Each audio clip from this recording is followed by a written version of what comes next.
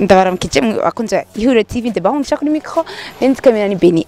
Guys, umunsi natewe ibakwe nkuko namanda bivuga je nda respecta umuntu wose amaye akaryo ko kuvugana nawe nda respecta niyo mpamvu mbanza kubashimira no kubavuga ko ndonse akaryo ko kuvugana nawe kuko nakaryo vraiment ndonse akaryo umuntu ni ryo ryambere avugiye kuri micro za Ihuriro TV ni Bidondo benshi muramuzi yararirimba kera mugabo ubu tukunze kumubona cyane muri ma comedy nivyo ibintu akunze kugaragaramo cyane nibatebejereka ndamuhakanya baramutse by the way mwe murayitegura gutwenga Bidondo Braz unapendeza.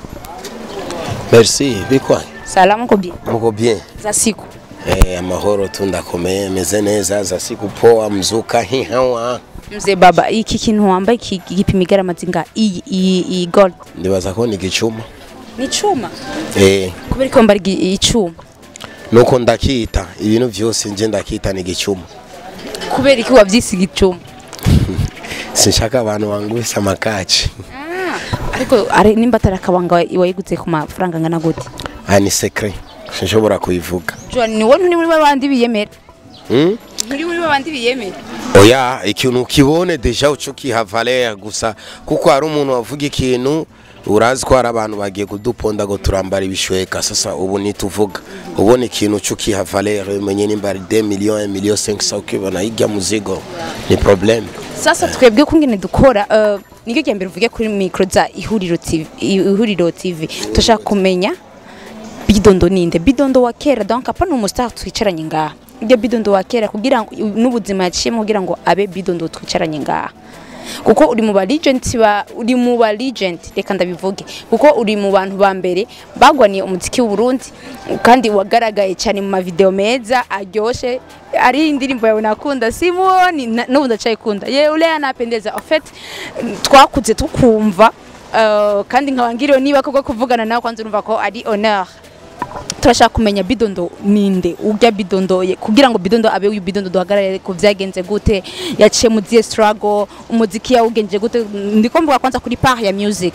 Yes kali ubwanje sinshobora kubisigura byose ariko Bidondo numusani afise espoir kuko arazi icyo arimo arazi kuntu arashobora kuyidefendre arazi ivyo ariko rakora ashakiki kuko arabandi bashobora kubikora benshi barabihevye by'umuziki yararirimba 5 ans 10 ans carabiheba je ndibaza ko ni 20 ans ndiko ndakora umuziki 20 ans plus tard ndiko ndakora umuziki ndabandanya ngaho mba ngadandaza makayabu mikeke biki ama restaurant kiri homba napambana ni bengi tulimba nabo bari staff lakini mie nilijikaza na ubu naragize EP sinzi ko bayita EP y'indirimbo zitatu EP bandi bayita EP indirimbo zitatu nizishasha na 3 jours ifise ziri kuri YouTube ugiye kuri YouTube andika Bidondo cange Generecha Bidondo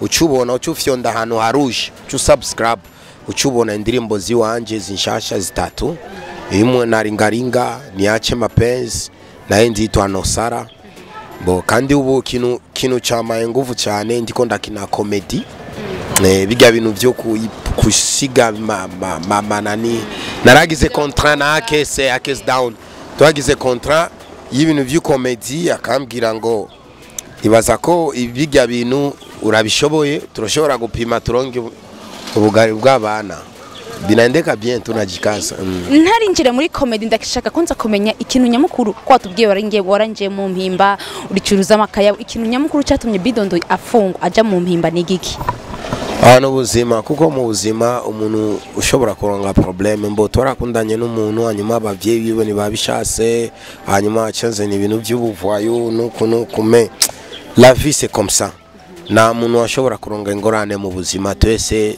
toraciye mu bintu byinshi ariko nimba ari wa umugabo cyangwa umuntu wose ufise problem ya utazikimbia zinakukutana hata penye huko hata uko na pesa probleme zitakufata cyo gituma nashukuru Mungu kora niko hai nakona niko na nguvu kugira ngo ndiko ndabandanya ndiko ndakora arabandi babihevye vraiment kandi 20 ni myinshi. Bidondo utubwiye ko wafunzwe kubera umukobwa umehaso tena umefight sana. Uransiye kama ni star n'urenganya wese hamagara Bidondo.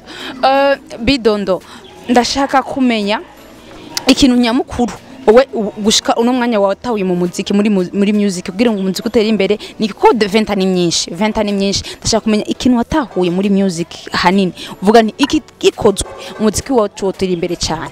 Si muziki wanje je nyene ni muziki wa twese kuko si je nyene mbo ingorane dufise ndiko ndabwira abandi baririmbyi bo nga tugira urukundo tupendane. Kama tupendani mziki wetu utasonga mbele. Angalia wasanii wa nje wanapendana, wanasapotiana. Niliona juzi wasanii waliimba hata super mama, superwoman.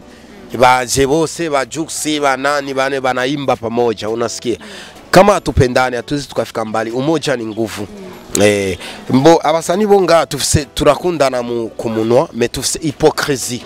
Umuntu naka ashobora kugira ngo aragukunda akakenda pembeni anakufinya butoa maana kuponda. Unasikia? Hawezi pata true akusaidie. Tutoe hypocrisie muro tupendane vya vrai. Tutaona muziki wetu tutafika mbali. Juu hata na ba comedian niko na baanura mpendane. Leo najua kama Kigingi na Gasore bakifaa comedy naweza kafika mbali. Na uyue kama Kigingi anasema au wewe bwana tunaita ba comedy Bidondo ni musicien lakini naye tunamuita kiapige pa. Tunapiga comedy watu basita. Kigingi, Gasore, Bidondo, sijui kale kagikuri kale ka petit ka komando kale kanani unaona. Tukikutana na watu sita tunapiga vitu mwa vya hatari sana.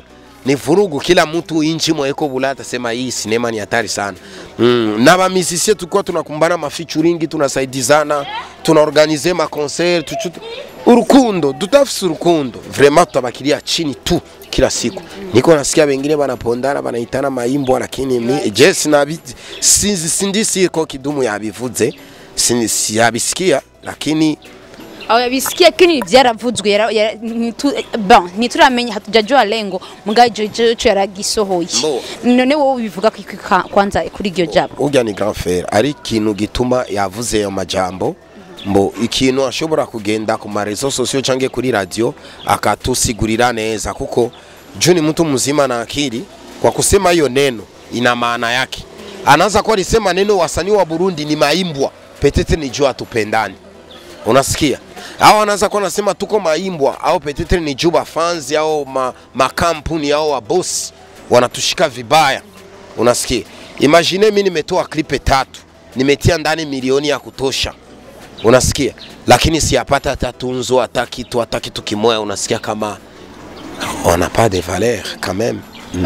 Kuko tukiangalia mu bindi bibanye byo mu bihugu bibanye byo hanze dufate nka Tanzania nkunze kuraba cyane ba Tanzania usanga abaririmbyi ari ba brand ambassador wa ma company kanaka mugabo iwacu nta bon ni baki kandi bari kurusha nuri nuri brand ambassador usanga ari nka TV nka company imwe ufise zibiri vraiment abari sinzi ico cyo kivuga kwiki.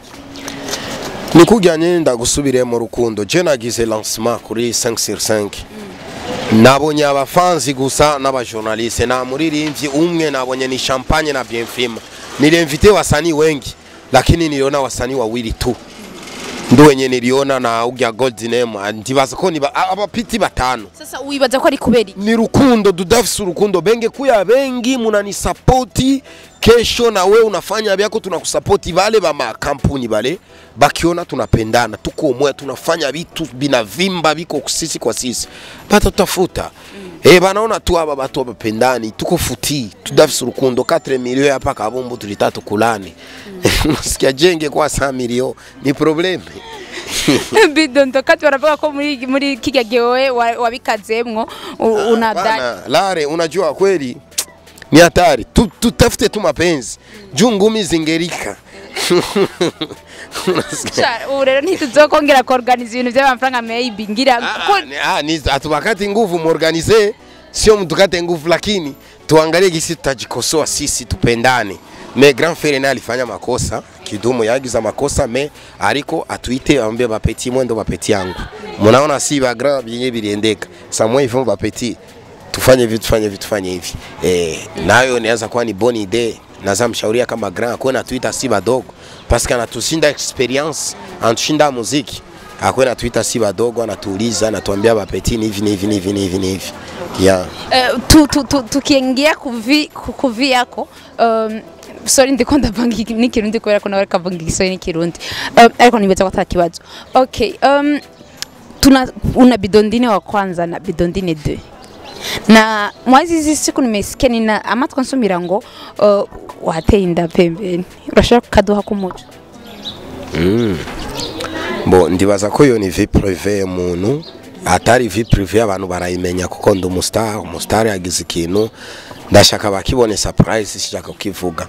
Mbo je ndi mu mizima, mbo atari mu mizima ndi umuntu nshobora gukora ivyo nshaka kuko muri vie privée yanje kuko kurongora abagore 6 cyangwa 5 cyangwa 8 baba baetu mbele wakona babibi hata 12 inatokana na gisi kama uko na bintu utabapatia siwenda kukogota banamuke hauna kazi au nani jenda ndanda za makaya abu ndanda za mikeke ndagira makaraoke ma concert naweza kupenda muumini ambaye kala hapa ukwe kama ni 6e biro kama ni 7e biro hakuna problem ni problem. Okay, bidondo biravugwa ko wewe donc canke ntaravuga ko vyerekeye comedy ndashaka kumenya bidondo tumuklase muri comedy canke tumuklase muri music canke tugufate vyose hamwe.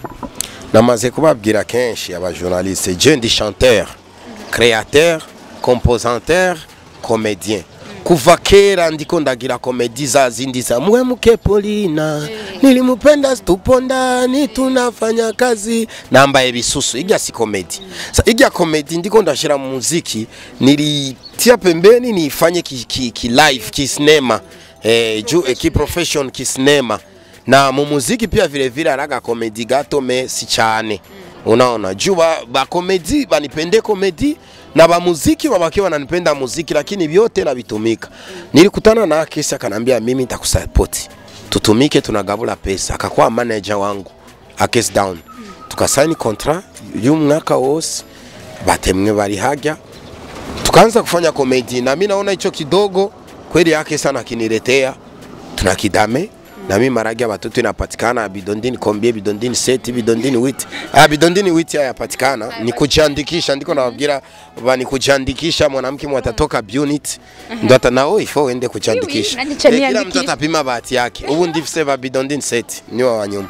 Okay, bidondo turazineza ko muri waka Landry promoter yavuyeyo Neska yaravuyeyo The Man wetu ametoka kandi byose bivuga ko adri ukudahembwa ndotatizo no nuke kwizera umufise ko Akesi Down ho ni wibaza ko nawe ushobora guhinduka api.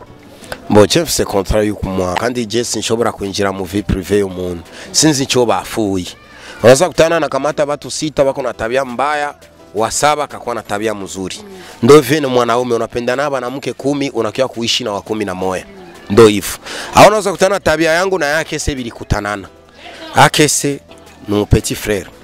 Petit alikuwa dansere wangu. Namjua tabia yake kuanzia ngali mudo kuanzia ngali na 10 ans kupanda. Na yeye anapendaga hichi na anachukia hichi. Ndabizi. Ndazi kuno nshobora kumufata. Ndazi muziki wa Burundi ngene umezi. Ari mu journalist ushobora gushira hajya. Anaptana anashikilia kama sasa ni inakuwa ni kazi hata fanyaga zingine business. Kumbe na umo muziki bule ma views webuko mnaimbira unaingiza $2 $3. Sasa ukibutilia masikio bule mutakiwa kushwana na boss. Nicho gituma namaze kubibona. Na mahera menshi birimo. Ugasanga gukwezi interview nga imwe cange comedy imwe yinjiza mahera make. Me umuntu ushire masikio yote no macho yote na utana tunuria pale. Bata kufukuza mu nyumba abantu kora leta vitu vya black wewe piga zingine business kipindi kikipatikana unachapa kipindi lakini unachuruza hata makayabu bumanini usitegemei ngambo moya tu kilole kimwa kivunji chao kamata vilole vyote bitano bipimike huko journaliste unachuruzaga maeboebo unachuruza ndagara unachuruza bulobe unachangachanga dili juu angalie gistaishi Akesi akikupa 5,000 10,000 unalipa matala huko nako usijui unalipa nyumba unaishi. Sasa kenshi nilikia kugundua kama bale ndo bakona makosa. Sasa natumika kwa Hakese, balita banamugeuza papa na mama. Na Hakese hana huyo uwezo wa kuwafanya papa na mama na abita hui. Nicho gituma na babwiye. Naona tu ni simple kwangu. Yeah. Okay, Bidondo akajambo kanyuma kwa konti wa Ihuriro TV. Yes, egera micro James Jwigia micro hapana kamera. Ihuriro TV.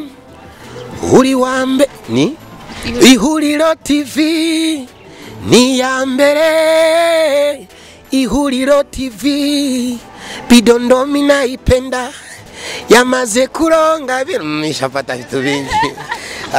Ni ya mbere vraiment Ihuriro TV ndabakunda Generation Bidondo namaze kubona mwamaze kuronga byinshi muri ko murafasha industry indiri y'abaririmbyi y'abantu bose ba comedie vraiment nipenda na bafanzi ba Ihuriro TV vraiment ndabakunda mubandanye mu subscribe ku Ihuriro TV tushaka ko ifike ku 1000 million na numubagiye ku subscribe kwa Generation Bidondo andika Bidondo uchubona channel wanje usubscribe.